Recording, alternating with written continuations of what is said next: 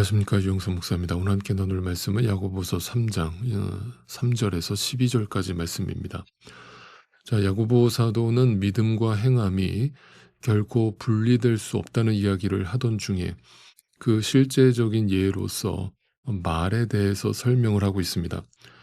먼저 우리는 이런 질문을 던져봐야 합니다. 왜 야고보 사도는 이렇게까지 많은 분량을 할애해 가면서 이 말에 대해서, 혀에 대해서 아주 심각하게 다루고 있을까? 오늘 제목을 제가 혀의 권세라고 적은 이유를 생각해 보시면서 함께 말씀을 묵상하다 보면 그 답을 찾으실 수 있으실 거라고 생각합니다. 자, 3절부터 차근차근 읽어보시죠. 말을 부리려면 그 입에 재갈을 물립니다. 그리하여 우리는 말에 온몸을 끌고 다닙니다. 자, 우선 여기서 말하는 말은 달리는 말을 말하죠. 아시다시피 말은 힘이 엄청 센 동물입니다. 우리의 어떤 힘으로 통제가 불가능한 동물이죠. 그런데 그 말을 통제하기 위해서 작은 재갈 하나를 입에 물리는데 그 재갈이 그 큰 말의 움직임을 통제한다라고 설명하죠. 자, 또 4절 보십시오. 배도 그렇습니다. 배가 아무리 커도 또 거센 바람에 밀려도 매우 작은 키로 조종하여 사공이 가고자 하는 곳으로 끌고 갑니다. 두 번째 예로 배를 들고 있죠. 큰 배가 바람에 밀려가지만 아주 작은 키 하나로 그 배의 방향을 조정한다라고 말합니다.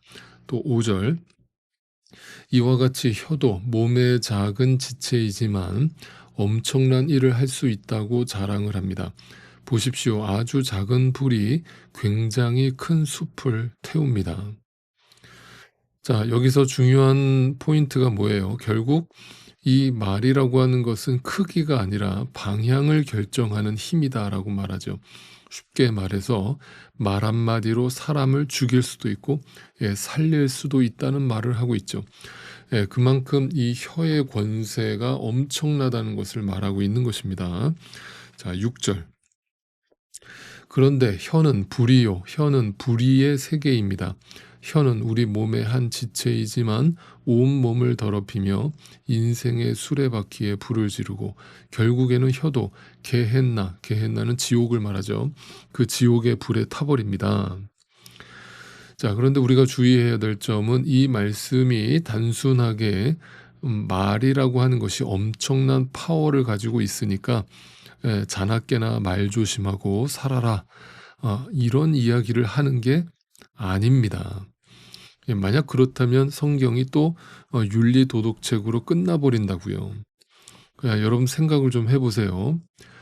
어제 우리가 함께 나눈 말씀처럼 우리는 결코 아무도 온전한 사람이 없다라고 했습니다.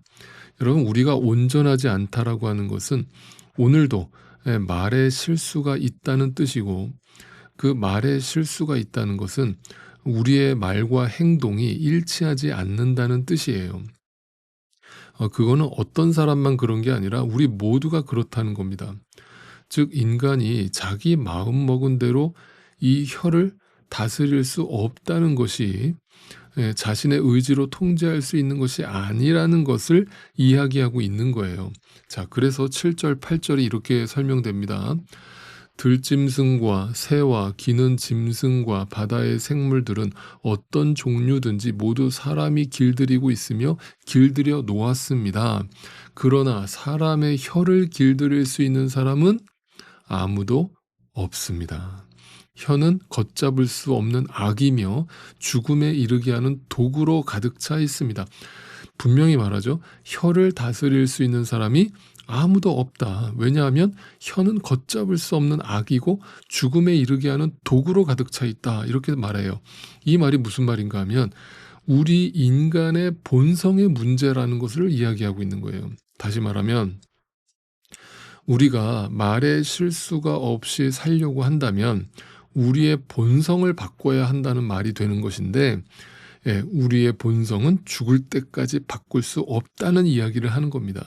그러니까 성경은 근본적으로 성선설이 아니라 성악설을 말하고 있는 거예요. 그러니까 인간이 근본적으로 악하고 근본적으로 이기적이기 때문에 그 마음에서 그 중심에서 나오는 말이라고 하는 것이 결국은 악할 수밖에 없고 결국은 이기적일 수밖에 없으며 결국은 실수할 수밖에 없다는 것을 이야기하는 겁니다.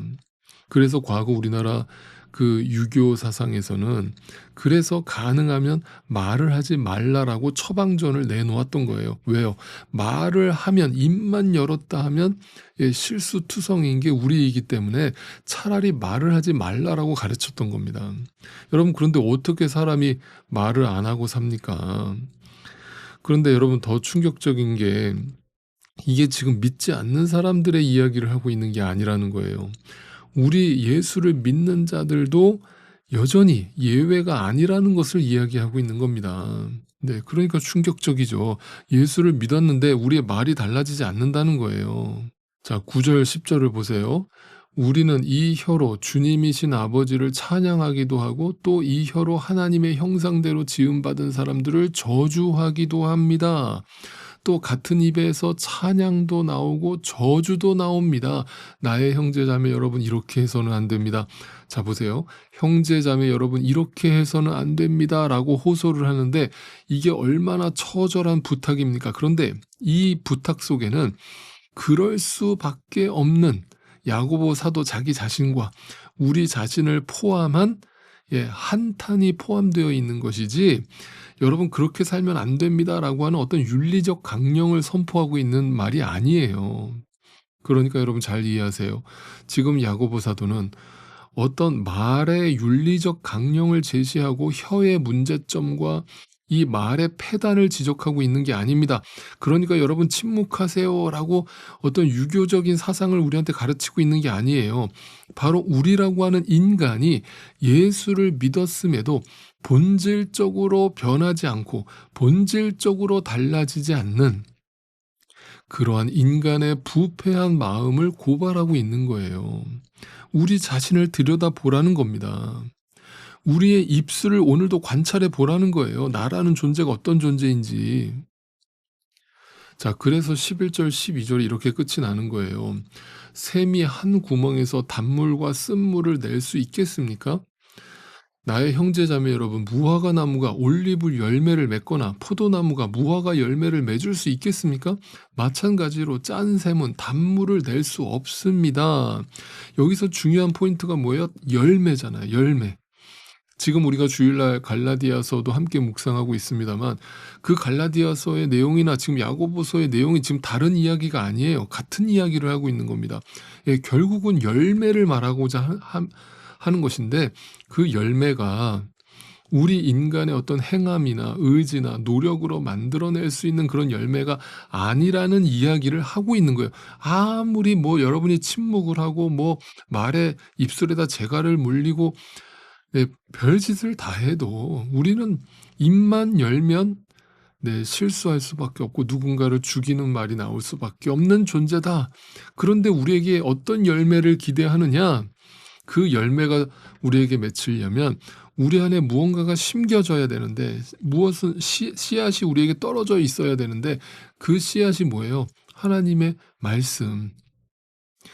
예수 그리스도의 십자가의 은혜와 사랑, 그 가치가 씨앗으로 우리 안에 심겨져 있다면 어떻게 우리가 계속 그러한 엉뚱한 열매를 맺을 수 있겠느냐라면서 그 말씀의 열매를 맺을 수밖에 없다는 이야기를 하고 있는 거예요. 그게 다른 말로 얘기하면 뭐예요? 성령의 충만함이에요.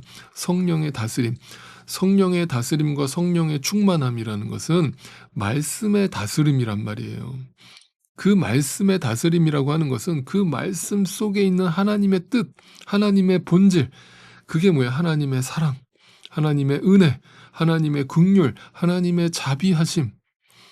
그것이 내 안에 깊이 심겨져서 나도 모르게 내 안에서 흘러나오는 것이 열매로서 그러한 말이 나오고 그러한 행동이 나오고 그러한 삶이 사라지는 거예요. 네.